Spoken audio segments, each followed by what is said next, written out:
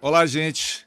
Imagine um trio elétrico sair de Salvador para o Porto de Santos, embarcar num navio em direção à Itália e participar da Copa do Mundo da Itália em 90.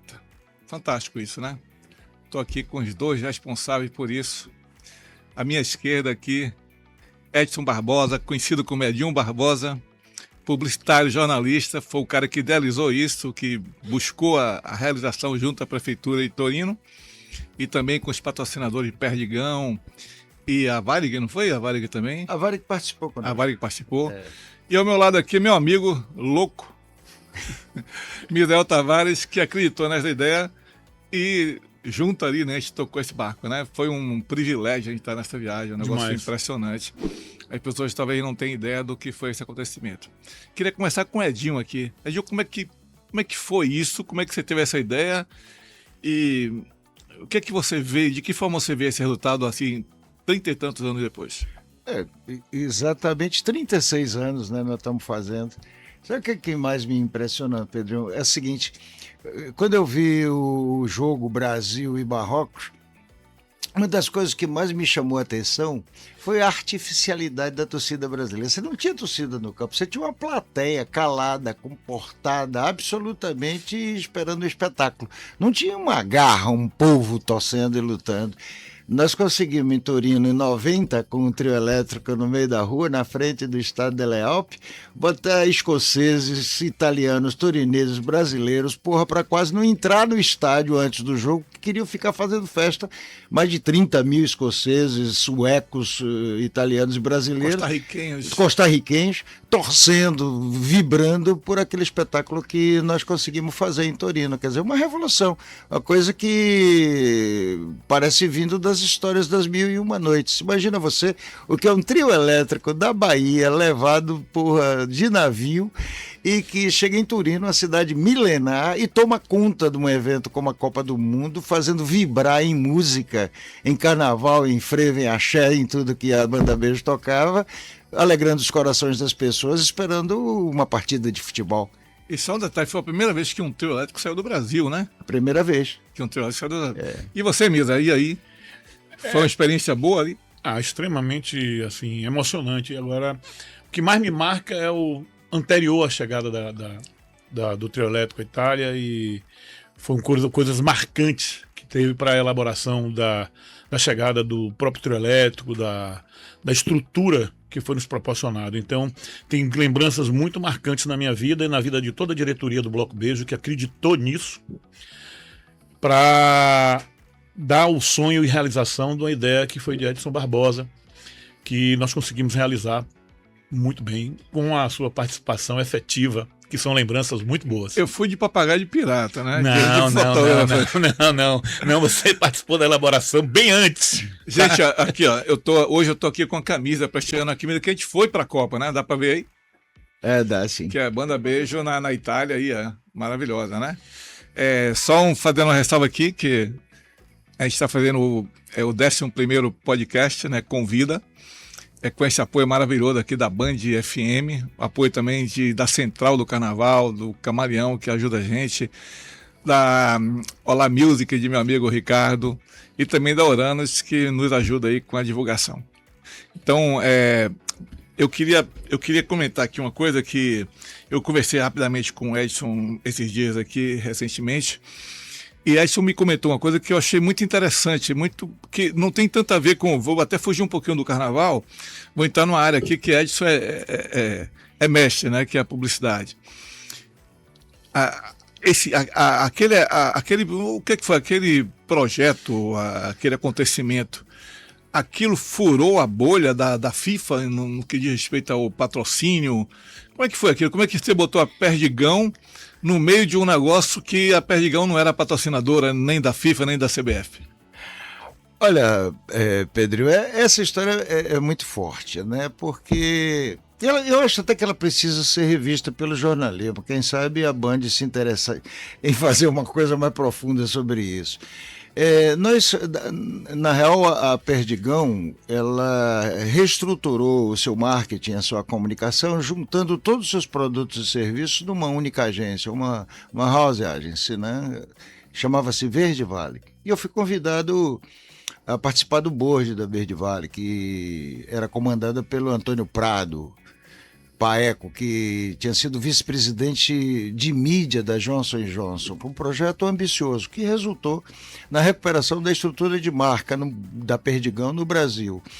E nós trabalhamos bastante nessa reestruturação, né? Tinha um planejamento estratégico, eu tive a oportunidade de propor a eles o lance promocional da estratégia.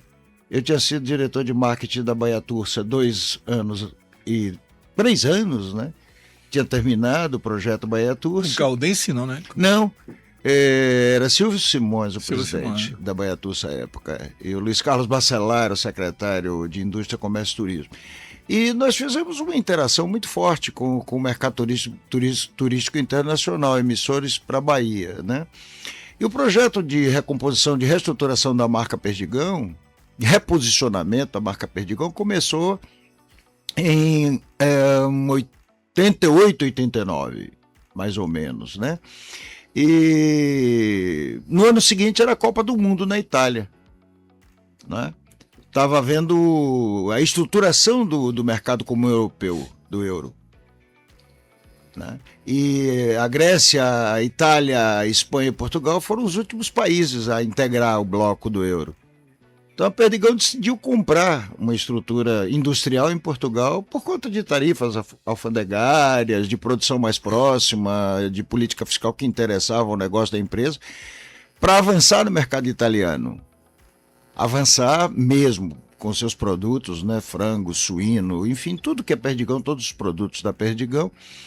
E nós propusemos que o ciclo daquele momento publicitário, daquele momento de comunicação, ele tivesse o que hoje se chamaria o Big Data daquele assunto, fosse a Copa do Mundo, com um grande evento e uma participação efetiva do grupo Perdigão, da marca Perdigão no evento. E aí inventamos, né, tivemos a ideia de levar um trio elétrico para a Copa do Mundo. Aliás, fazer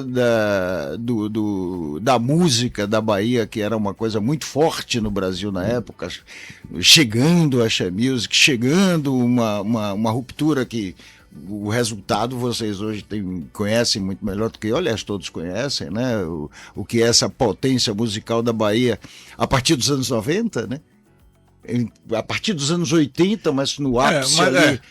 Chegou o topo ali, né? Final dos anos 80 para 90. Para 90, um start, né? Do que é hoje essa maravilha, essa potência da música da Bahia. E era a novidade.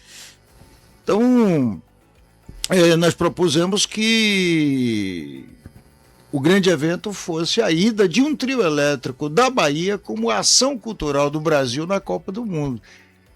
Quando foi escolhida a subsede em Turim, né, na Itália, aí nós decidimos incluir, a Perdigão aprovou o projeto como ação promocional, né? Nós já vimos com a campanha muito forte, o garoto propaganda da Perdigão era o Pelé, Perdigão, então mande, né? Então mande, Perdigão, então mande o duplo sentido, né? Só um detalhe, você no trio estava, então manda, mas o Mandia era por conta de uma pronúncia de Pelé, não, né? Não, o Mandia porque come em italiano. Ah, certo. Então tinha um duplo sentido então... e a sonoridade com manda, então é Perdigão, então Mandia. Pelé fazia assim. Mangiare, né? Mangiare. E foi uma delícia, ou seja, encaixou tudo, delícia literalmente. Tinha os eventos, você tem aí fotos de Pelé no dia do lançamento do projeto, lá em Torino, no hotel Citea, fomos recebidos pelo príncipe da Casa de Savoy, né? Pelas autoridades, pela síndaca de Torino, Noia, né? Quer dizer, foi uma coisa muito forte. E como fazer isso? Os custos de patrocínio da FIFA eram absurdos. Driblar não era fácil, mas a gente conseguiu dar um jeito. Inserimos o trio elétrico, convencemos, né, a Secretaria de Cultura de Torino a absorver o trio elétrico como uma ação cultural da subsede de Torino, independentemente do projeto comercial da FIFA, do marketing. E nós tomamos conta da festa, vocês sabem como é que foi aquilo lá. Nós conseguimos fazer com que a marca Perdigão, o trio elétrico, a cultura brasileira produzisse um impacto que uma ação promocional produziu na Copa Você de diria, 90, né? naquela época, a carne e o frango do Brasil já estavam fortes na Europa? Já muito forte. Já tinha exportação, uma disputa de mercado sadia, Perdigão muito forte. A Perdigão, inclusive, tinha na época o Chester, que era um produto novo, um híbrido, né? Que ninguém nunca viu, entre né? frango e peru, né? Ninguém nunca viu o Chester, né? Era uma delícia. Assim, eu gostava muito do Chester, inclusive. Vou perguntar aqui para a Misael uma coisa. Misael, Então foi uma ação de marketing, né? Uma ação de marketing. Aí o que aconteceu? Nós tínhamos que escolher, naquele momento, que trio elétrico levar, que estrutura levar. E aí nós tivemos a felicidade de aprovar no grupo, lá no board da Perdigão, que tinha que ser tinha recursos para fazer, pouco, o Misael reclamava que só, mas porra, era o que tinha. Misael sempre reclama. Levar uma banda, um trio elétrico que fosse tremendo sucesso, mas que a marca não fosse maior do que a marca Perdigão. Nós poderíamos ter levado Chiclete com Banana, por exemplo, levado a banda Reflexos. Vai ficar em 2 exemplos, né? Levar o Camaleão, sei lá, levar alguém que na época Mas, no entanto, tinha um bloco chegando, que era uma coisa, fizemos uma pesquisa que tocava no coração da juventude, do público novo, formador de opinião. E me permita uma coisa, eu conhecia todo mundo, todos esses que você falou foram meus clientes aí, e eu te garanto que o único louco que toparia isso é esse cara aqui, Misael Tavares. Eu estou falando porque eu conheço os caras ali e os caras eram muito, muito reticentes a isso. E Misael me contou uma história fantástica, que é o seguinte: ele estava na praia, andando e estava na dúvida se ou não, e você viu um papel de quê mesmo na areia? Como é que Na realidade, isso na última conversa que nós tivemos, né, eu não gosto de falar desse assunto, porque o mais importante foi que nessa furada de bolha que foi dada, tem um amigo meu, Mauro Cardim, que em 1994 ele fez a campanha na Copa de 1994, a campanha A Torcida número 1. Mas foi depois. Isso foi depois. Quer dizer, eu estou falando de furar a bolha de patrocinadores, que deu até um exemplo para outras pessoas perseguirem isso. E ele perseguiu muito bem isso e furou a bolha com um patrocínio de uma cerveja que não era o patrocinador da própria Copa de 1994. Então a importância disso para o mercado publicitário também foi muito importante. Você acha que essa campanha do beijo ali com a Perdigão, da Perdigão, você acha que foi um exemplo a ser seguido por outras, como foi seguido pelo próprio Mauro Cardim, que teve o objetivo e alcançou justamente com o Olodum fazendo isso. Então, quer dizer, todo esse começo teve um resultado muito fantástico para o mercado publicitário. Mas, na realidade, o que eu mais assim, gosto de falar é que a equipe do Bloco Beijo acreditou nisso. Não foi só Misael, foi toda uma equipe, Márcio Pedreira, toda aquela equipe que acreditou. Márcio, meu amigo Márcio. Que acreditou nesse projeto, que quando veio o projeto para mim, por exemplo, aconteceu isso no lançamento da Banda Beijo, onde um segurança de Netinho falou: por que a gente não faz um evento em cima do Shopping Barra? Então a gente olha assim e acredito naquilo e realizamos. Então eu acho que o Bloco Beijo realizou talvez um sonho de Adinho que outras pessoas, inclusive um amigo meu, Dofo, do Camaleão, falou: pô, eu deveria ter abraçado isso, mas talvez ninguém tivesse acreditado. E eu acho que o Grupo Beijo acreditou nisso. E tinha alguns momentos que eu não acreditava que nós íamos, né? Tanto que nós não temos contrato até hoje do evento. Nunca assinamos contrato disso. Não. Foi uma perseguição da realização muito grande. Aquela dúvida de vai ou não vai, vai ou não vai. Eu estava cansado muito, aí eu gosto de andar muito naquela praia lá da Terceira Ponte. Eu fui andando contra a regra da Banda Beijo. Talvez muitas pessoas não acreditem nisso, mas eu vou contar porque você me forçou, então eu tenho que contar. Não te forcei não, você pode não contar, né? Mas agora não tem mais jeito, né? Aí andando pela praia, aí vi os esgotos que saem da coisa, vi aquele momento assim de perplexidade e tal. Aí fomos caminhando, aí sol muito forte, eu não estava acostumado mais a andar na praia com sol quente. No outro dia chamei ele, porque eu estava preocupado com que isso vai acontecer ou não. Na volta, a gente passou pelaquela coisa, tinha alguns cachorros que estavam mortos ali, né? Aí quando eu parei assim e vi, quando eu olho para baixo, tinha um emblema da Perdigão amarelo, que era para fechamento daquela salsicha grande e tal. Então, naquele momento, eu tive certeza... É um sinal. É um sinal de que, como a gente tem que olhar os sinais, foi o momento que eu tive realmente que nós estávamos na Copa. Você me contou essa história algumas vezes, né? Que é uma coisa... Edson, eu sempre fiquei curioso quando eu estive lá, assim, como é que você convence uma prefeitura de um continente... Se bem que a Itália é o Brasil na Europa, né? De uma certa forma tem uma relação aí, né? A gente depois vai contar uma história que aconteceu ali na Alemanha, pra você entender que a gente achou que a Itália era o Brasil na Alemanha. Era o Brasil lá na Europa, né? Como é que foi a receptividade, especificamente da Prefeitura de Torino a isso, quando você fez uma proposta dessa? Porque eu me lembro que quando a gente chegou lá, os caras não tinham ideia do que era aquele caminhão ali soltando fumaça, né? Assim, o grande lance da gente foi ir buscar o lado cultural da história e o lado político da história, né? O Lorenzo Matteoli, que era o secretário de Cultura de Torino, um sujeito intelectual, conhecedor da América Latina, secretário de Cultura de uma prefeitura comunista da cidade de Torino, imagina, quer dizer, o cara tinha um estofo, tinha uma história, autor, publica muitos livros, enfim, uma figura extraordinária. E nós vamos conversar sobre a questão política da Copa do Mundo em 90 na Itália. O que significava naquele momento o encontro cultural. Torino era subsede, tinha sua programação focada, o tema, salvo alguma falha de memória, era cultura árabe, né? E o Brasil foi sorteado para estar em Torino, quer dizer, Brasil, a seleção brasileira, a base inicial, primeira fase da Copa em Torino, provocou assim, um impacto muito grande. Nós aproveitamos aquele momento para propor uma ação cultural que vinculasse o Brasil como conteúdo cultural ao futebol, à Copa do Mundo, né? E explicamos a eles com muita segurança o que é que nós queríamos fazer, para ter pragmatismo de viabilizar. Nós tínhamos um patrocinador que bancaria todas as despesas, ele só precisaria entrar com a contraparte de hospedagem, de receptividade, de alimento, enfim, os apoios que eles nos deram lá e que permitiram a gente fazer. Agora, uma solução inusitada, pioneiríssima para eles, porque já estavam com, digamos assim, muito encaminhada, né, toda a programação, toda a proposta da ação cultural da prefeitura durante a Copa do Mundo, né? Itália 90.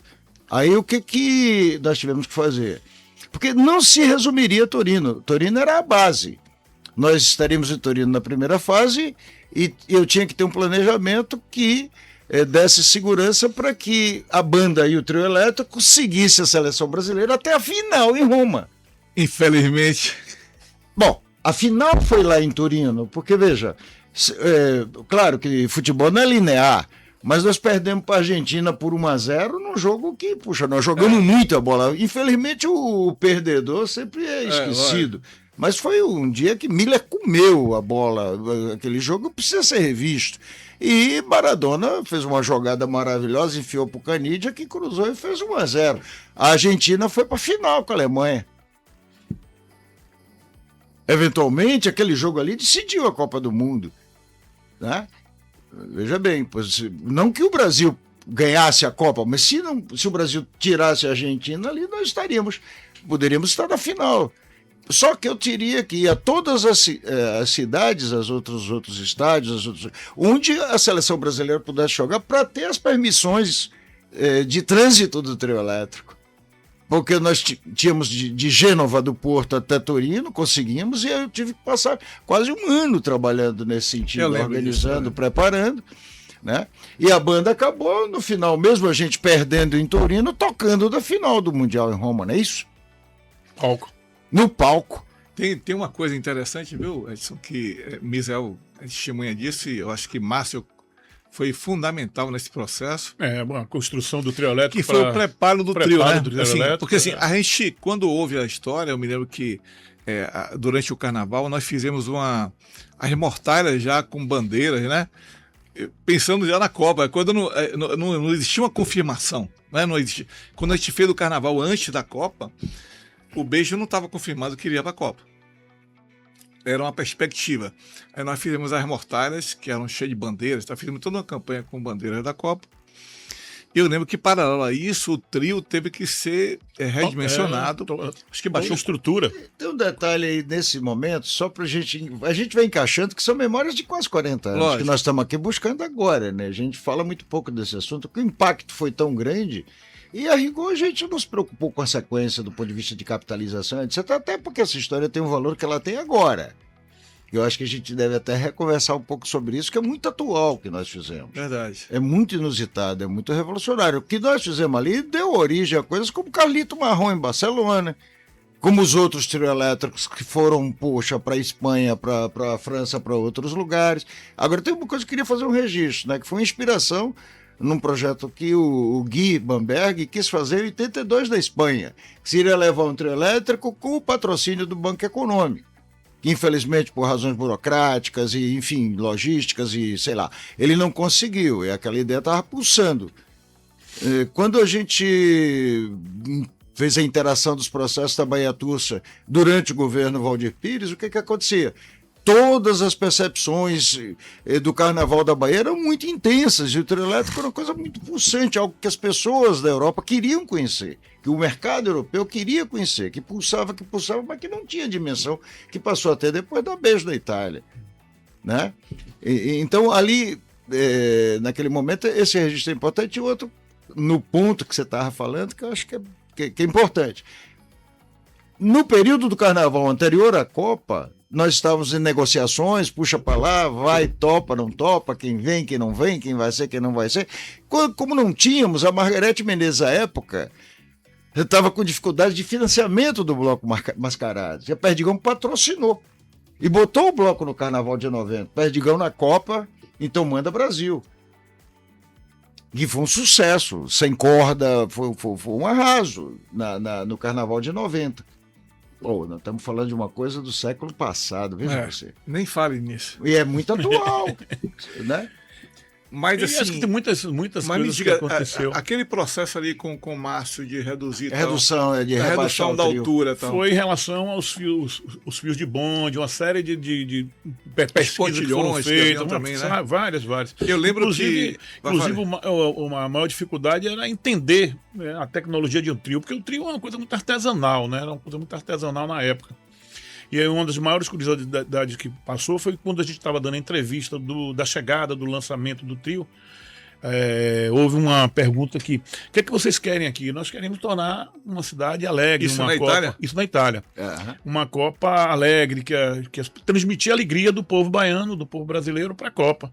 Quando a gente acabou de sair da entrevista, o trio elétrico começou a tocar, dispararam todos os alarmes em volta. Isso é outra história, daqui a pouco... Que é o seguinte, quer dizer, a tecnologia do trio elétrico, lá pela uma cidade de arquitetura muito antiga, disparou todos os elétricos. Quer dizer, a partir do momento quase quebram. Então, são coisas que acontecem com o trio elétrico, acontecem com a nossa cultura, que para eles era uma grande surpresa, né? Tem até uma coisa curiosa, você falou desse secretário, que eu acho que foi ele, o secretário de Cultura, quando chegaram a praça é imensa, a Piazza San Carlo. E naquele momento o trio ainda não era conhecido, então juntou ali talvez 1.000 pessoas, no máximo ali, as pessoas não conheciam. Tinha sido noticiado que era o Camaleão, ato falha aqui, o caminhão de 6 milhões de dólares, né? Que alguém comentou assim na imprensa, aquele lá estampa, alguma coisa assim, o jornal. Quando teve o problema que todos os carros de polícia iam passando para vários lugares, depois convergiram tudo para o trio, um secretário que estava em cima, ele desceu e colocou o pulso para ser preso. Assumindo a responsabilidade. Ele assumiu a responsabilidade. Aí terminou que David, que era um outro italiano, conseguiu. Aí não, baixa aí os decibéis e tal. Mas aquele momento que aquilo ficou marcante, muita gente na Bahia, quando eu voltei, perguntou: sim, o trio não tocou por conta daquilo? Não, aquilo foi só o primeiro dia, depois daquilo foi um sucesso, né? Aliás, aquele dia foi um sucesso. Aquele dia já foi um sucesso. Baixou os decibéis. E quando tocava na frente do estádio, não tinha limite de decibéis, não tinha, né? Aquilo era só nas áreas que tinham construções mais antigas, romanas e tal. E as curiosidades que o trio levava, por exemplo, as pessoas técnicos do mundo inteiro não sabiam como é que um som andava. Como é que um som anda? Como é que um som anda? É um aparelho de um baiano, né? Que é o crossover, que diminui as laterais, aumenta um pouco quando dá microfonia, quer dizer... Naquela época, como é que um som anda nas paredes, na praça, na avenida? Essas coisas que aconteceram foram muito interessantes, né? Tem um artigo no site, eu até mandei para vocês, Itália Amiga, que é um texto do secretário Lorenzo Mattioli, onde ele conta essa história. E o impacto disso, do ponto de vista da cidade de Torino, foi imenso. Imagina... porque é uma Câmara de Vereadores com a presença da síndaca, ou seja, a prefeita municipal. Que parecia Erundina, né? Ela me lembrava Erundina, né? Porque era prefeita em São Paulo. Maria Noia, a síndaca do Partido Comunista de Turino, da Itália. Figura maravilhosa. Mas eles se reuniram no nível de agradecimento. Imagina o que é a Comuna de Torino, né? A cidade, a instituição, se reunir, e reunir a banda Beijo, nos reunir... Mas aquele dia foi importante porque ele foi recebido como uma cidade mais alegre do campeonato mundial. A cidade mundial. de paz no Mundial. A cidade deu o título da cidade de paz no Mundial. E nós não temos esse registro na história daqui na Bahia, como nós somos... Né, como eu te mostrei uma foto ali daquele momento. Mas o que deixa feliz a toda a diretoria do Bloco Beijo, a todos os parceiros, foi que o nosso objetivo, ser campeão era, né? Foi do que nós prometemos, ser a cidade mais alegre. E no final nós conseguimos ganhar como a cidade mais alegre, proporcionar isso para a Itália. Esse foi um argumento, inclusive, que nós usamos quando fomos apresentar a proposta. O grande terror da Copa naquele momento era a ideia dos hooligans. Que ficaram na Sicília, né? Os caras isolados, os ingleses lá. Você lembra, Pedrinho, não sei, no dia, que a própria prefeita, né, pediu para que nós cantássemos uma música. No dia que nós estávamos recebendo teclado, mas esse é o ponto final, que é o outro ponto, é a despedida. Estou falando da história que você trouxe da alegria. Porque um dos argumentos anteriores, você captou naquela entrevista, você disse isso, é o seguinte, que nós tínhamos um equipamento e uma ação que, para além de ser uma ação cultural, de festa, etc., tinha um poder de produzir paz.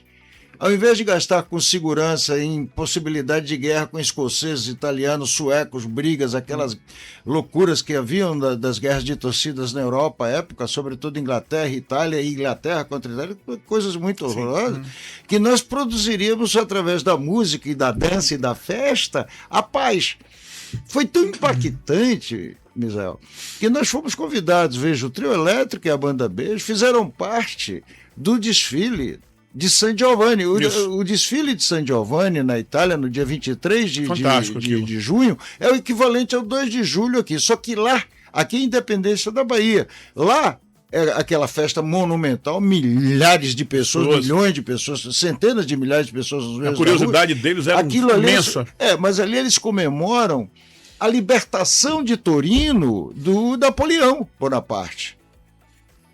Veja o tamanho dessa história que nós fizemos. Tinha uma fogueira imensa. Né? Fizeram uma fogueira no final e foi o trio elétrico que conduziu aquele desfile. Mas a gente até chegar lá, antes de chegar, né, nesse ponto aí, que ali foi quase no final, foi na véspera do jogo com a Argentina. Isso. Eu queria fazer uma ressalva aqui, que eu acho que foi importantíssimo, até do que vocês estão falando da questão da alegria, da paz, que o jogo com a Costa Rica, que foi o primeiro jogo, depois com a Suécia, depois com a Escócia e depois com a Argentina. Isso. Em todos os jogos, as torcidas adversárias brincaram com o trio. Todos. todos, inclusive os argentinos, foram muito gentis. Todos brincaram com o trio. Foi assim algo fantástico, assim. Eu nunca imaginei que pudesse congregar tanta gente, tantos torcedores adversários, né? E isso foi uma coisa magnífica que depois concluiu naquela questão. E aí, só voltando aqui, eu queria voltar aqui, a entrada da gente nós íamos ali com a Varig, então é só um fato pitoresco que eu vou contar isso aqui, viu? Me perdoe. Nós íamos de 2 em 2, 4 em 4, eu fui o último aí junto com o Tony, saxofonista, né? Lembro muito disso. Eu não vou contar muito o detalhe, digamos, né? Lembro, a minha memória fica. Mas Misael, bem clara. Misael tinha pedido pra gente levar mais camisas, tipo essa aqui, camisa da Banda Beija na Itália. A gente tinha feito a quantidade, ele levou e pediu, Pedrinho, traga mais, eu fiz mais 60 camisas e levei uma caixa desse tamanho assim, né, de camisa.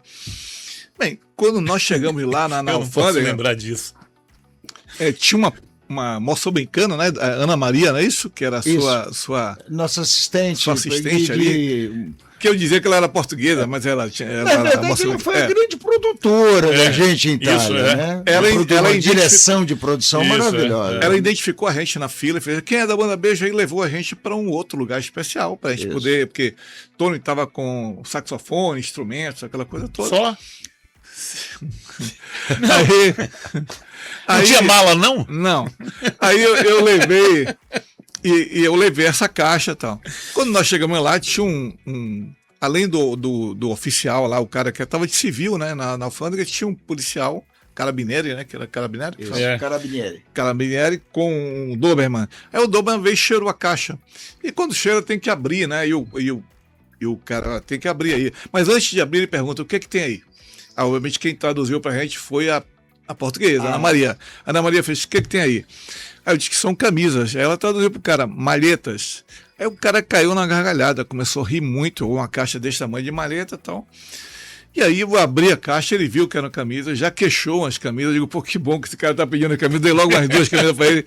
Me livrei, então, na Itália. Quando nós desembarcamos em Milão, né? E de Milão para Torino, a gente tomava um ônibus da Varig, que era 100 quilômetros mais ou menos. E quando nós estávamos no ônibus, eu conversei com a Ana Maria. Eu digo: Ana Maria, por que aquele policial riu tanto assim? Ele deu aquela gargalhada. Ela fez: porque um mês antes, Márcio Pedreira, ele foi para lá com uma caixa que o Gapa distribui aqui, isso, que era com camisinhas coloridas, preservativos, com 1000 camisinhas. Então, uma caixa desse tamanho assim, com 1000 camisinhas.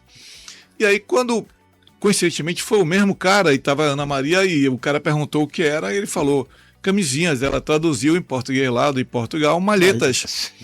E o cara mandou abrir, viu 1000 camisinhas, fez: esse cara aqui vamos comer todo mundo aqui na Itália, né? Aí chego eu, um mês depois, com a caixa desse tamanho, e digo que é camisa. Aí quando ela traz do malheta, o cara não entendeu nada, né? Tu vens comer a Itália? Mas assim, só pra gente fazer uma ressalva, eu já cheguei na Itália com essa situação inusitada aí. Mas voltando aqui ao assunto da participação, você falou aqui, você trouxe essa questão da comemoração da San Giovanni, né? Uhum. E nós já tínhamos passado por uma série de encontros, né? Inclusive teve Misael, que a gente foi comprar o som na Alemanha, a gente não conseguiu voltar porque a gente teve um problema, né? Foi em POC, né? Em POC, né? Porque a gente foi comprar um som e teve um problema na alfândega. E nós assistimos o jogo do Brasil com a Escócia. Da Alemanha com a Áustria. A gente assistiu o Brasil e Escócia lá. Sei, conhecia a história. Um furgão vermelho. Cheio de alto-falante. Mas a gente estava com nota fiscal. Eu sei, mas houve um erro. E os caras da prefeitura de Torino eram muito bacanas com a gente, porque assim... Eles abraçaram a história. Muito. A prefeitura de Torino abraçou a história inteira, os funcionários, a cidade abraçou a história. E os desenhos que você fez, Pedrinho, lá Dino, porra, ele era torcedor do Torino e eu fiz um touro comendo a zebra, que era o símbolo da Juve, né? O cara ficou... Mas isso já foi no final, nessa né? História, nessa nossa ida para ver os equipamentos lá em POC, na cidade lá na Alemanha, na volta, aí Pedrinho: não, vamos entrar em Munique. Aí eu olhei para um lado, olhei para o outro: Pedrinho, você vai entrar em Munique? A gente passou na porta de Munique, não ia conhecer Munique. Nós vamos tomar um chopp com aquelas coisas todas. Pedrinho, você fala alemão? Falo, rapaz, eu aprendi no ICBA da Vitória. Eu e Márcio, você estudou alemão? Não, no ICBA, na Vitória. Então, vamos. Aí chegamos lá, tomamos chopp na volta. E aí, Pedrinho? Não. Pra sair. E pra sair, como é que eu falo? Daqui a pouco tá Pedrinho. This is booking. Como quem diz assim, eu quero andar, sair. Não é possível. Então são fatos até assim que. Cara, eu fico pensando, das lembranças que contando essa ficam. história, É maravilhosa. Ó, você imagina você. O que é? Uma Copa do Mundo na Itália. Itália 90. Itália, pô, é bicampeã mundial de futebol, né? Já não, ainda não Tetra. Não, na época. Na época, isso. Na época É bicampeão, isso. Na época bicampeão. Perdeu no ano seguinte, em 94. E agora tem 3 Copa, Copas que não vai, perdeu né? a Copa, tem 3 que perdeu 94 pra gente dos Estados Unidos. Quando nós fizemos Tetra, né? Depois o Penta em 2002. Isso. O que acontece? Torino, você tem ideia do que é isso? Que é Torino na história da Europa, da Itália? Veja, o centro industrial é São Paulo da Itália, Milano, Torino, quer dizer, uma coisa muito forte. A Fiat está lá, né? A Fiat, a Olivetti, enfim, uma potência cultural, histórica. A Casa do Reino de Savoia, a Casa de Savoia, quer dizer, é uma coisa muito profunda, muito séria. Aí chega uma horda de malucos fazendo um som absurdamente desejado por eles, querido por eles, que eles não tinham a menor ideia do que era aquilo. Eles nunca tinham escutado um som, porque não era só Mila, a banda tocava a zorra toda de música popular. Muita lambada brasileira. na época, muita lambada. Lambada pra muita. caramba. Porque na realidade foi uma Mas um som desconhecido. Mas foi uma um época, som que a sociedade mas foi uma época local anterior. não sabia. Foi uma época anterior a Mila. Mila foi em 96. Foi na época de Beijo na Boca, de músicas que foram construídas na banda Beijo, que não tinham nem até discos. E eu queria fazer uma ressalva aqui, Gerson, que Netinho, eu acho que ele teve uma capacidade grande, porque assim, o Beijo ainda tinha um repertório. Mila de 96? 96. Engraçado porque eu tinha esse registro. Porque fica esse ficou registro, muito forte, fica muito né? forte. A referência passou Mas a o ser. que foi o grande Beijo na sucesso Boca. que colocou na mídia foi a música Beijo na Boca. Beijo na Boca. Que colocou. Como é? Canta aí um pedacinho de Beijo na Boca. Não meu tem Deus. a menor condição. Pedrinho não sabe mais do que eu me lembro que Eu não consigo tocar nem palma, hein? Parabéns. Quando nós descobrimos Mas na hora que editar, sobe, né? quando nós descobrimos a música Banda Beijo, da música Beijo na Boca, nós fomos a uma reunião com Bira, que era o som que levava o Camaleão, para nós fazermos uma campanha eleitoral em Vitória da Conquista contra o Elétrico. Aí entra Dragão na sala e faz: Misael, eu tenho uma música para Banda Beijo, para o Bloco Beijo. Eu digo: como, rapaz? Sim, eu tenho uma música. Eu digo: vamos lá. Como sempre eu acredito nas artes das pessoas, nas ideias das pessoas, eu fui atrás dele.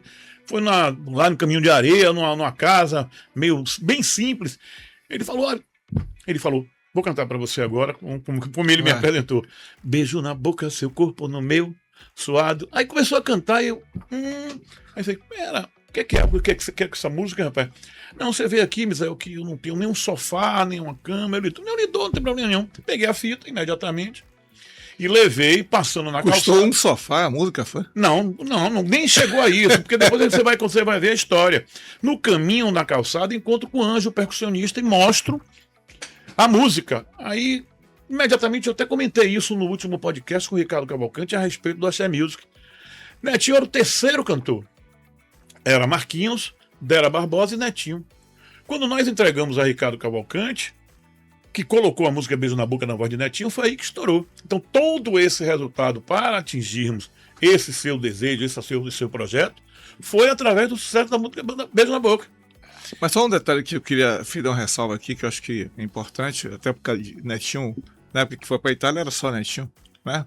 Era só Netinho, ele já foi, por isso que aconteceu, que Beijo na Boca deixou ele numa performance tão grande, que acabou ele sendo o mais representatividade, né? Só que eu me surpreendi, porque assim, eu só conhecia Netinho cantando aquele repertório do Beijo, que ainda era pequeno. Quando nós chegamos lá, além da lambada, ele cantou muita coisa da Banda Mel também, que estava no auge, né? Netinho tem um detalhe importante. Não, ele cantou MPB lá, tipo ele cantou MPB no trio várias vezes, cantou Gilberto Gil.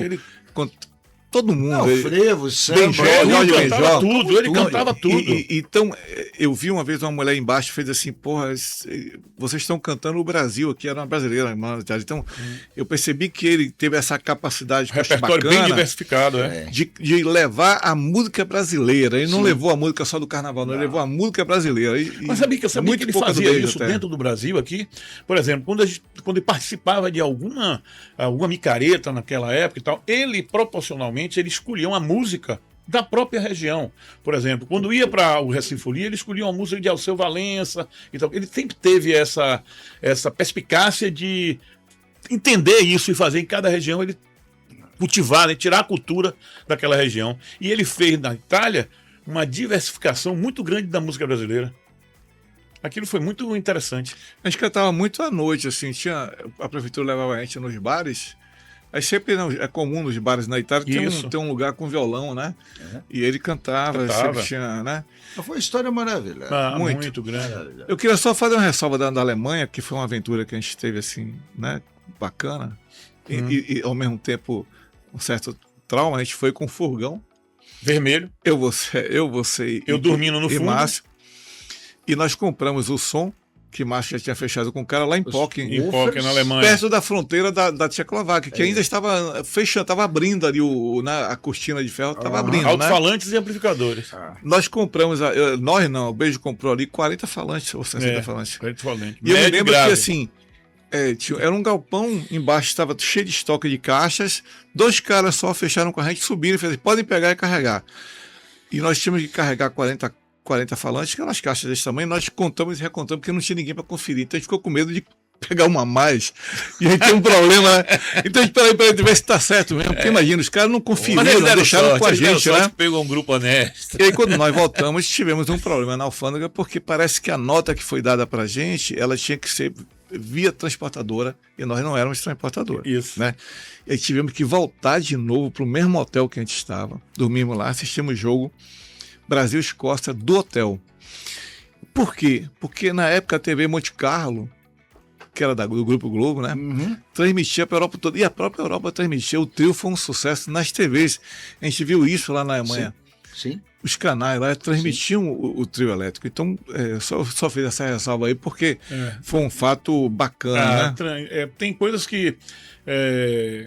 como me emocionaram muito antes de ir para a Copa, muitos fatos que ocorreram lá e fruto de uma vivência que você olha assim, poxa, será que acontece isso com todo mundo que participa de um grupo musical que é a Bahia, acontecer tudo isso com... Tem coisas extraordinárias, cara, nessa isso, experiência que a gente tem, né, nesse período, com entretenimento e mesmo com... E os fatos que aconteceram lá, com o que a gente levou, por exemplo, o Contra-Regra, querendo ficar lá porque conseguiam um relacionamento lá, outros que ficaram lá, bailarinas e tudo mais, quer dizer, foi acontecimentos de uma preocupação muito grande em relação a todo o Grupo Beijo administrar isso. Tem coisas assim que, se nós, o Brasil, porque hoje até está um pouco mais amplo isso, mas há pouco tempo atrás, perdeu, não importa, some do registro. Imagina o que teria sido esse evento se o Brasil tivesse seguido adiante e ganhou a Copa. Assim, essa história teria tido um potencial enorme. Potencial enorme. Né? Enorme. Por quê? Porque o trio elétrico passou a ser a alma da torcida, da seleção, não apenas da torcida brasileira, atraiu muita gente, e as crianças vestiam as camisas da seleção brasileira e da banda, iam pro trio elétrico e depois iam pro estádio. Como você mesmo falou, para fazer a logística, a produção de ir para uma outra cidade, eu fico imaginando até que ponto, se a gente fosse para a final, o que ocorreria, Pedrinho? Porque se aquele trio elétrico, se aquele grupo fez o que fez até aquele momento, se vai ao final da Copa. Mas estava tudo estruturado. Isso, não. Claro que estava tudo estruturado. Todas as permissões. Mas eu acho que estava tudo estruturado. Agora, o impacto daquilo... Ia ser crescente. Vem o Brasil com seu trio elétrico na mão. Ia ser uma festa enorme.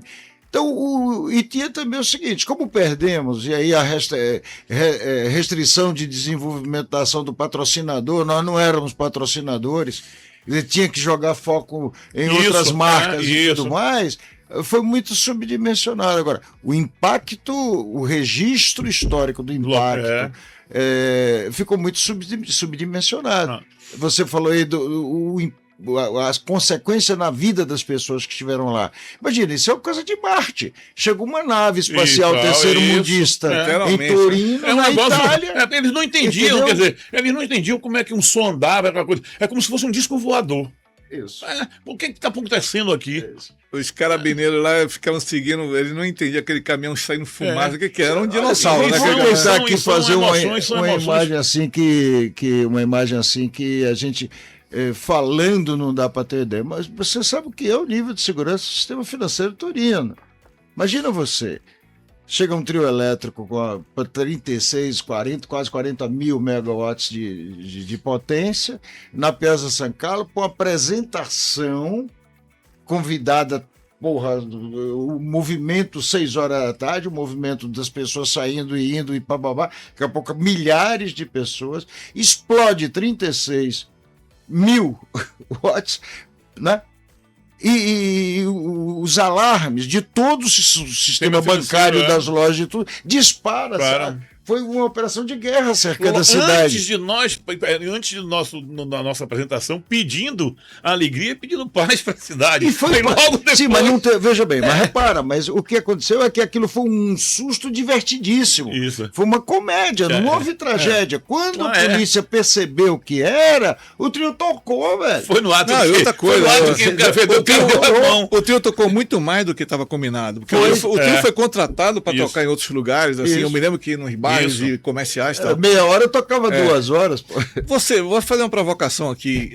Você acha que aquele acontecimento do trio na Itália que provocou a união de tantas torcidas, né?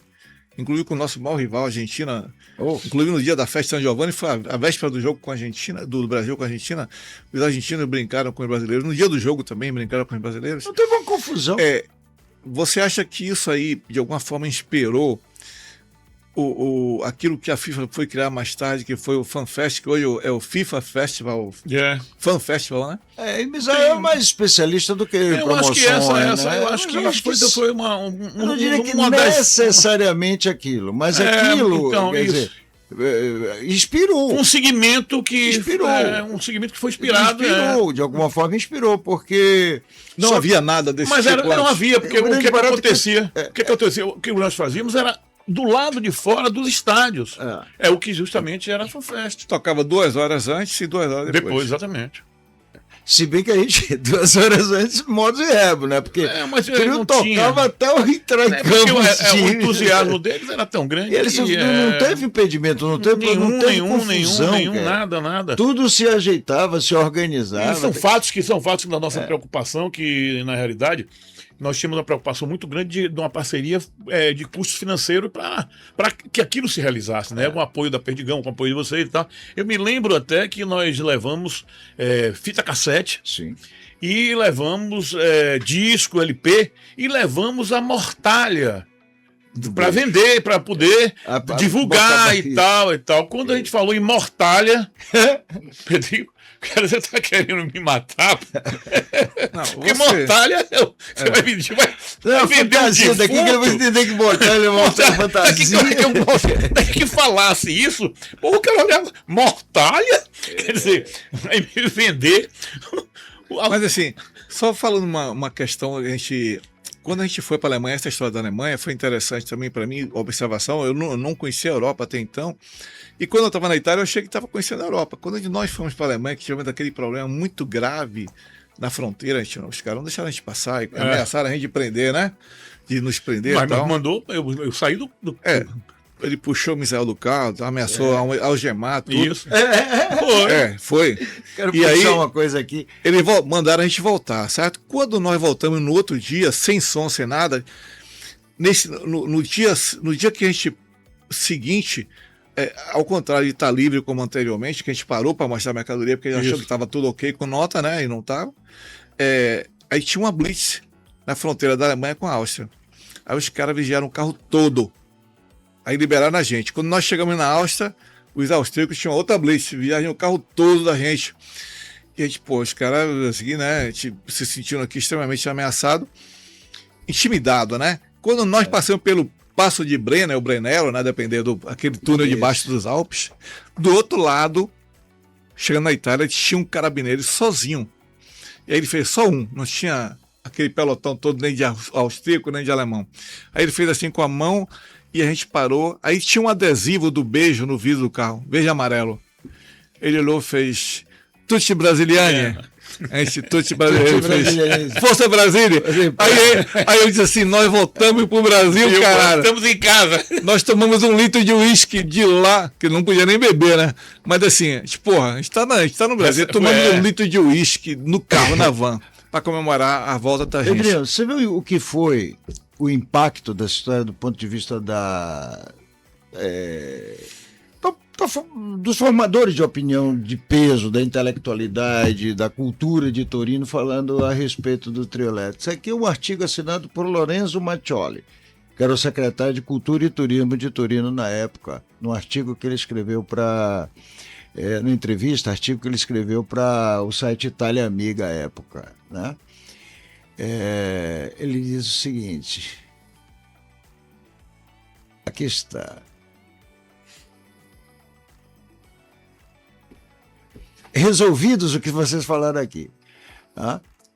Resolvidos os problemas organizativos para a volta da banda, liderados na alfândega dos Wolfers, comprados na Alemanha para o trio, fui cumprimentá-los e quando pedi para que se apresentasse mais uma vez na Piazza San Carlo para o adeus a Turim, um arrepio tomou conta de todos. Foi a mais linda noite de saudade brasileira, saudade e ritmo. 20.000 torineses dançaram com o trio elétrico, acompanhando o grande carro ao longo da Via Roma e cumprimentando, talvez, o único evento garboso da horrível mistura de vulgaridade que foi a Itália 90. Ou seja, quando eu vejo essa vulgaridade do marketing da Copa do Mundo hoje, essa coisa horrorosa, essa coisa sem nenhuma vida efetiva, tudo cheira artificial. Tem muita coisa por trás, né? Tudo cheira artificial, você não tem nada que você sinta que é verdadeiro. É muita coisa por trás. É impressionante, quer dizer, você vê já ali essa crítica brutal, esse artifício, né? Essa coisa que tira do futebol a coisa mais fantástica, a coisa mais importante para fazer do futebol, que ele é a naturalidade, a paixão, a participação do povo no sentimento cultural da história do futebol. E esse fato aí desse dia que tocou a véspera do jogo com a Argentina, foi a primeira vez que o trio pôde andar com gente em cima, porque o sindicato dos motoristas não permitia. Não permitia. Isso. Aí o trio andou, disse que ia tocar 15 minutos, o trio tocou 3 horas. Aí aconteceu 3 fatos marcantes ali naquele dia. A gente desfilou da praça Porta Palado, se eu não me engano, era Porta Palado, alguma coisa assim. Veio pela Via Roma, que tem umas fotos até que eu te mostrei. Que é o que ele fala Letícia aqui nesse final. Quando chegou na Praça San Carlo, aí tinha um teatro armado que era a Secretaria de Cultura, porque o secretário era de Cultura, Esporte e Turismo. E tinha uma outra secretaria que tinha um teatro para ser armado lá. E esses caras que estavam com a gente, era Dino, David, Cláudio. Os caras que estavam ali, eles obviamente torciam pelo trio, né? Porque o trio era um grande acontecimento da Copa. E o trio que era para tocar 15 minutos, tocou 2, 3 horas. E quando o trio tava para agora a gente tem que parar, porque os caras do palco lá, que ia ter uma apresentação de teatro medieval, que tinha eles tinham aquela coisa toda, né? Sim. E aquela fogueira imensa. A praça, eu acho que era 2 praças Castro-Alves, lotada de gente. Aí o pessoal pedia da prefeitura, que estava com a gente, para tocar mais um pouco, né? Porque o público embaixo gritava. E eu não sei se você lembra disso, tinham 2 torcidas de fã-clubes. Era o Torino, era o Toro Baggio, que era o Torino, a torcida Torino, e o Juve Baggio. Os 2, né, fizeram fã-clubes ali e não deixavam o trio parar de tocar. Então, na hora que o trio, em determinado momento depois, não teve jeito, parou de tocar, uma parte da torcida foi embora. Então, assim, o pessoal meio que revoltado, né, foi embora. Mas aconteceu ali um fato que, lembrando aqui, Márcio Pedreira, né, nós estávamos ali, eu ficava revezando, eu e Luciano, ali na portaria do trio, eu ficava em cima, ele ficava embaixo, às vezes inverso. Chegaram 4 jogadores da geração de 70. Não vou citar nomes aqui, porque eles estavam acompanhados. não sei se eram das respectivas ou não, né? Mas 4 jogadores da seleção tricampeã. E pediram para subir no trio. Só que a prefeitura só permitia que a gente colocasse a mais do que a gente já estava ali, 4 pessoas de vez. Então a gente revezava os jornalistas e tal. E aí o Luciano me chamou e eu expliquei para os caras, olha, vocês estão aí em 4 com 4 mulheres, 8 pessoas. Sobem 4, vêm, depois 10, sobem 4. Não, tem que subir todo mundo. Aí fui falar com o Márcio estava na mesa de som lá, né, com Saracura. Aí eu digo, aí Márcio, você fez? Não. Sobe ninguém. Aí volta lá para baixo e, ó, bicho, infelizmente não dá. Os caras, então não vai subir ninguém. No outro dia o Brasil perdeu para a Argentina. Aí Márcio, durante anos, assim, ele achava que o Brasil perdeu para a Argentina porque ele não deixou os tricampeões subirem no trio, né? Imagina que maluquice, né? Mas aquele dia foi fantástico, porque foi a véspera do jogo com a Argentina, né? E eu lembro que foi talvez o maior público que eu vi em minha vida junto de um trio elétrico. Não foi, a gente não tem ideia, a gente fala aqui de Salvador, mas assim, eram 2 praças que estavam lotadas, porque era um evento de comemorativo deles, né? Tinha uma fogueira imensa. Um negócio absurdo, as pessoas não têm ideia do que foi aquilo, né? É isso, uma bela lembrança esse papo da gente. Agora, e na sequência você tem hoje esse sucesso brutal da música brasileira. Você vê modos e rebus, né? O trio elétrico em Torino, né, naquele momento, foi muito mais revolucionário do ponto de vista de cultura brasileira na Copa do que a presença da Anitta agora na abertura de uma das subsedes da Copa dos Estados Unidos. Você percebe? Significados diferentes, né? Veja, ali era Brasil. Isso. Né? Hoje a Anitta, apesar de ser uma artista sensacional, brasileira, com identidade muito grande, mas cantando uma música pop que pode ser tocada em qualquer lugar do mundo. Não, lá nós estávamos tocando uma música fantástica que deu origem, assim, isso pode ser uma coisa, olha, talvez o primeiro grande evento massivo, popular mesmo, da música brasileira mais recente no mundo. Isso. Em praça pública. Eu me lembro de ter. A gente talvez não tenha dimensão disso. Não tem dimensão disso. Exatamente. Porque na sequência, pouca coisa. Aí vem a lavagem da Madalena em Paris, vem festas populares do Brasil em diversos lugares do mundo, vem o Carlinhos Brau fazendo um sucesso extremo em Barcelona na sequência. Coisas que, infelizmente, acho que essa coisa jeca brasileira, essa coisa, sei lá o que é, não valoriza. O público brasileiro, o público do Brau, que é um artista popular brasileiro tremendo. Eu vi agora, inclusive, o documentário dele, achei maravilhoso, gostei muito da série com a história do Brau. Cara, é um gênio, né? É um gênio, né? O Brau é uma coisa absurda. Mas o público do Brau não tem ideia do que é o impacto de Brau massivo e popular na Espanha, pô. Em Barcelona. O mercado da Bahia e do Brasil não tem ideia do que é isso, é uma coisa tremenda. E isso começou aqueles 30, 40, 50, 60 mil pessoas no dia, mais de 100 mil pessoas no dia da procissão de San Giovanni, atrás da banda Beija, atrás do som que a gente abriu as portas, né? Abriu as portas. Se for fazer um estudo, uma pesquisa mais... com mais cuidado, né? Com mais detalhes. Tem horas que você na época você pensa que está sonhando, né? Você pensa que está. Agora, eu acho que esse sonhando. Momento, por exemplo, que nós estamos vivendo, para vocês principalmente, que são da área de entretenimento, para a galera que está acompanhando o podcast, o espaço está aberto para coisas do Brasil no mundo, feitas com profissionalismo, em todo canto. De cultura, de entretenimento. Nós passamos aí um período meio trevoso nesse sentido, mas o que hoje a potência do entretenimento brasileiro, da qualidade do produto cultural brasileiro no mundo, precisa ser aproveitada pelo mercado, pelos empresários. Investe-se muito pouco naquilo que eu acho que nós temos de poder, mesmo de potência de desenvolvimento de negócios, dessa área de entretenimento, de cultura, de música, de cinema. Veja, aproveitar essa onda. O cinema brasileiro é um absurdo hoje. Em tudo que é festival internacional, você tem um filme, você tem um roteiro, você tem um diretor, você tem uma presença que não tinha. E, no entanto, você não vê as forças privadas. Naquele momento, eu acho que foi um momento que eu acho que foi marcante para tudo isso, porque tem 40 anos, né? E 90, agora eu em sinto- 30 vai fazer 40 anos. Eu, como um dos participantes, me sinto assim muito emocionado naquilo que a gente construiu, né? Todos nós, A gente todos, teve a a diretoria, oportunidade todos, de é uma fazer aquilo, oportunidade de viver aquilo. Né? viver aquilo Mais do que é ser responsáveis maravilhoso. por aquilo, Sim. é termos tido... Nós Tem uma momentos coisa, que muito lá jo- eu não, eu tenho, Veja. nós, o Pedrinho sabe disso, que nós não acreditávamos que íamos. Na realidade, o que aconteceu Éramos todos... foi até como se vocês estivessem sonhando. Éramos Será que eu estou aqui realmente, éramos né? todos, Bisa, É. muito jovens, bicho. Isso. Nós tínhamos menos de 30 anos de idade. Veja você. Podia ter 20, né? Você não vê essa conversa fiada, né? Se você é gato. Entendeu? Quer dizer, fazendo uma coisa muito pioneira, com a cara e a certeza. coragem, encarando, poxa, com um nível de Era autoridade, de presença, sendo tinha que respeitado. ter, e às por vezes a eles. gente fica pensando assim, pô, o que nos leva a ter essa determinação de construir, né? Com vários A degraus a irresponsabilidade. talvez seja A por mais- irresponsabilidade. Tinha uma certa dó, né? De assim, vamos embora fazer, né?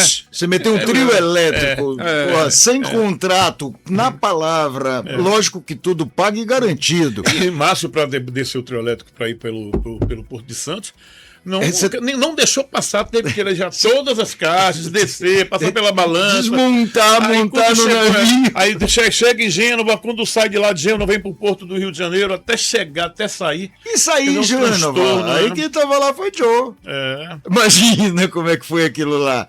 Que Chegou no música, Porto do Rio, né? que zoa é essa? E vindo da Enfim, estrada de Gênova até Torino. Eu agradeço a Deus de ter participado de tudo isso. Eu também. Foi Legal. muito bom. Esse aqui é o podcast Convida. A gente está fazendo esse registro aí do entretenimento. Eu sou o Pedrinho da Rocha, para quem ainda não conhece, né? Aqui a gente está na Band FM, a 104.3, né? E tem o apoio também aqui do Camaleão, do Bloco Camaleão, da Central do Carnaval, nossos amigos. E também de meu amigo aqui, Ricardo Leles, né? E da Uranus. Então, vamos ser, só para a gente dar um encerramento nisso, até vou botar o fechamento, né? Que o fechamento foi a gente sendo derrotado pela Argentina, né? E tem uma coisa que eu aqui pensando publicitariamente, cheguei para Misael na véspera do jogo e fiz assim, Misael, e se o Brasil perder? O que a gente vai fazer? Ele falou, não vai perder. Eu digo assim, mas tem que pensar se perder. Eu sugiro, pega os caras para ensaiar e não chore por mim, Argentina, vai ser notícia no mundo inteiro. Tá preocupado se o Brasil ia perder? O que eu queria que fosse repercussão, né? Eu acho que foi a grande falha. Aí né? ele fez, não vai perder e tal. Aí o Brasil entrou e tomou aquele 1-0 lá, chapado ali e tal. Canidia. Canidia, né? Canidia. Eu me lembro bem, eu tava dentro do estádio ali, a gente, Aquela né? virada de Maradona. Maradona, Mas o é cara tão grande pelo meio. O astral, eu acho que caiu todo mundo e pediu. Absurdo. Vamos. O Maradona girou em cima de alemão, passou por Ricardo Rocha, Dunga e enfiou pra Canidia. Foi isso. Aí os meninos, porque a banda era de Terrível. meninos, né? A banda era de meninos, né? Saiu chorando lá, entraram no ônibus chorando e tal. Nossa, as Como crianças se tivesse chorando no meio perdido da aquilo, rua. como se tivesse o sonho não fosse realizado. Crianças. Mas sem saber que a realização do sonho foi acontecida com o nosso objetivo de tornar a mas- Itália, o Campeonato Mundial E alegre. aí dá Alegre. para dar um fechamento para vocês, assim, porque só para concluir uma curiosidade que aconteceu ali, eu não quis entrar no ônibus, porque aquele clima ali. Não, eu queria que os caras tivessem cantado, né? Não Chore por Minha Argentina, para gente dar uma virada naquela história. Aí eu fui no caminhão com o Gerson, que era o motorista. E de lá para a prefeitura dava mais ou menos 10 quilômetros de percurso do estádio até a prefeitura onde ficava guardado o trio. E como o público da Itália já sabia que o trio passava por ali, e nesse dia, por exemplo, durante todo o percurso as pessoas colocaram bandeiras, né, não só da Itália, do emocionante. Brasil, no caminho. Aí Gerson, o motorista, começou a chorar. Eu digo, pô, Gerson, até você, puta que pariu. Eu saí do ônibus, você agora não bata esse trio, não, né? Não, essa história é um filme, cara. Então, concluindo aqui, né, aquele dia que a gente perdeu lá para a Argentina e depois o Gerson, né, saiu com... Eu estou repetindo aqui a história para você casa depois, sabe? Aí Gerson chorou no caminhão, né, assim, fugido do ônibus que o pessoal estava chorando e Gerson, né, chorando lá no caminhão. Mas aquilo marcou muito, né, e eu acho que foi um grande fechamento daquilo que foi um fechamento emocional, né? Porque assim, não foi um fechamento positivo, mas foi emocional. Depois a gente teve mais uma apresentação na Piazza San Carlo, mandaram a gente para um hotel lá nos Alpes e tal. Então eu queria de vocês aqui uma finalização do que isso foi, digamos assim, em poucas palavras, porque a gente já está com o tempo esgotando aqui, do que isso significou na vida de cada um de vocês, porque para mim foi um momento especial. Quer começar, Miguel? Posso começar? Eu estava aqui até fazendo uma reflexão do que toda a nossa conversa aqui. Ah, se fosse campeão, nós iríamos até Roma. Ah, se nós tocássemos aquela música no final. Eu acho que isso me deixa assim... Bom, nossos objetivos não foram alcançados ainda. Eu espero que uma outra geração sirva de ensinamentos esses acontecimentos que poderiam ser mais marcantes. Ah, sim. Então eu passo isso para meus filhos e tenho algumas lembranças que hoje eu fico pensando, poxa, olha a lembrança que eu levo. Ó, que eu mostro para meus filhos. Pelé. Um autógrafo de Pelé. No momento onde nós íamos fazer a entrega para o presidente da Perdigão, aquela argola da Perdigão. Então eu acho que esse sim foi muito importante, me traz muita saudade e poder ter presenciado isso com todos vocês, diretoria do Beijo, Pedrinho, a Comuna, todos vocês, porque foram uma coisa que me marcou muito e não vai tirar isso. Não vai tirar isso porque as lembranças são muito maravilhosas. Foi talvez um dos grandes e talvez um dos maiores eventos que eu tive anterior, maior do nascimento dos meus filhos. Depois do nascimento dos meus filhos, só sobra essas lembranças da Itália. Que bom, então foi muito forte, hein? Muito. Se seus filhos estão ali no primeiro plano, esse é o segundo, imagina. Muito forte. E você, Adilson? Um marco, né? Imagina, nós somos responsáveis por termos levado o primeiro trio elétrico da Bahia, do Brasil, para a Europa, numa Copa do Mundo, furando o esquema fechado de patrocínios da FIFA. Não tem preço, né? Nós temos podido vivenciar essa experiência, essa aventura juntos, juntando, né, a iniciativa privada, os interesses culturais da Prefeitura de Torino, tá certo? E a expressão da cultura brasileira como valor. O aprendizado de marketing, o aprendizado de promoção, o aprendizado de convivência humana. Não foi fácil, nós tivemos momentos também de muito sofrimento em momentos e situações, mas nada que nos impedisse, por exemplo, de estarmos aqui nós três hoje, super antenados e com as tecnologias disponíveis, com o mundo do entretenimento pronto aí, para fazermos coisas tão revolucionárias e tão ousadas como aquilo que se fazia, como nós fizemos. Sim. Em tempo real, né? E é muito legal você falar isso, sabe? Porque independentemente do Brasil não ter ganho a Copa, aquilo despotencializou o projeto, independentemente da qualidade do projeto. O projeto estava pronto. Quem falhou mesmo foi o futebol brasileiro. Mas o sim foi momento, não é verdade? Não fomos nós, né? Não fomos nós, nós não vamos renunciar. Márcio pode... Aí, Márcio, se você estiver vendo aqui, pode tirar essa culpa do seu pensamento, porque não é porque você não deixou Paulo César Carlos, eu vou entregar aqui da sua conta, subir no trio elétrico, que o Brasil perdeu a Copa. Ô, gente, poxa, Pedrinho, Misael, a Band FM, os patrocinadores do Convida, eu estou muito, feliz de estar aqui, emocionado, uma alegria estar com vocês dois aqui, tá certo? Podendo compartilhar uma coisa que está presente. Nós estamos numa Copa do Mundo muito chata do ponto de vista de ações, de entretenimento, de coisas fora da curva, como nós fizemos carbonariamente na Copa de 90. Isso. Muito obrigado pelo convite. Bola pra frente. Bola pra frente. Então muito bom isso aqui. Gente, obrigado a Edson, obrigado Edilson Barbosa. Obrigado a Misael, né? E Misael que fez esse intercâmbio aqui. Esse link da gente. Foi um papo legal e a gente precisava ter isso, né? Depois de muito tempo a gente fazer esse resgate. Com certeza. Então agradecer de novo aí a La Music, a Central do Carnaval, o Camaleão, a Band FM 104.3. Auranos, de meu amigo Pedrinho Dourado. Pedrinho Dourado, É, grande todo Pedrinho. mundo, Esse é um campeão. Nos ajuda aí. Esse é um cara que podia estar com a gente no projeto da Copa, mas ele devia ser bem nenenzinho. Não, ele tinha idade, pô. Aí ele ia querer inventar tudo, né? Pedrinho Pedrinho, é campeão. tem idade, Esse é um caralho. fracasso. Ele tem Esse é um idade, ele fracasso. tem a idade. Sua idade. Pedrinho é mais novo que você. Não venha pra cá com o seu... Pedrinho é um menino novo aí. Mas é isso aí, bacana, obrigado a todos vocês. Obrigado a Letícia aqui, minha produtora, que ela sempre toca. Ela vai tocar um violãozinho aqui pra gente, não vai, Letícia? Toca aí a boa música do beijo, vai pra encerrar. Então, Ok. gente, obrigado a vocês. Muito bom, Até a muito próxima.